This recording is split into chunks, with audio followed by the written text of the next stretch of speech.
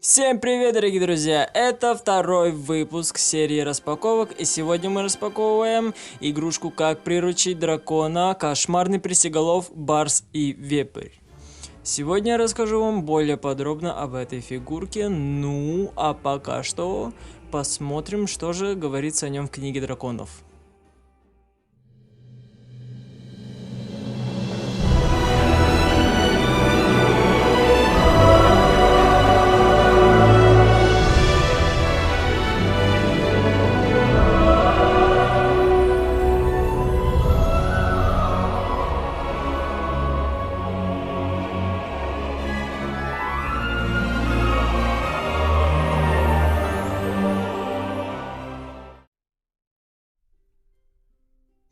Барс и Вепрь. Кошмарный пристеголов.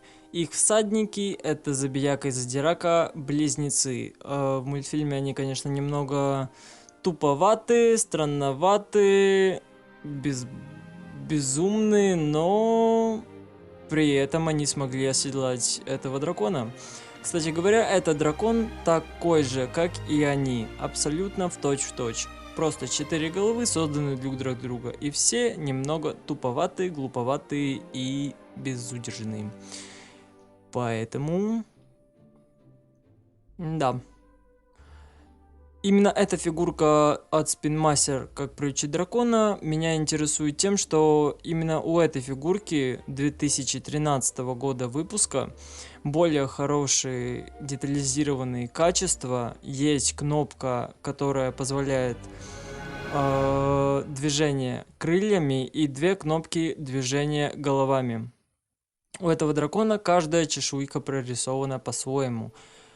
Свои выражения морд выглядят по-своему, абсолютно точь-в-точь. Самая точная копия фигурки из мультфильма мы видим здесь. Да, конечно, одного языка нету, так получилось. Я опять же заказывал на Авито, потому что из продажи официально их убрали, так как это старые выпуски. И т.д. т.п. Головы у них гнутся, ну а язык я не знаю где, потерялся. Заказывал я через Авито. Также нету двух пальцев на передней лапе, но это ничего страшного, это вообще не критично. Я думаю, жить можно после этого. Фигурка абсолютно качественная, абсолютно хорошая, абсолютно красивая и абсолютно мне нравится. Это второй дракон, который я заказал. Да, конечно, круто осознавать то, что ты держишь фигурку с 2013 года, которую так сильно хотел в детстве, но пришлось покупать самому, и это свершилось. Этот дракон у меня.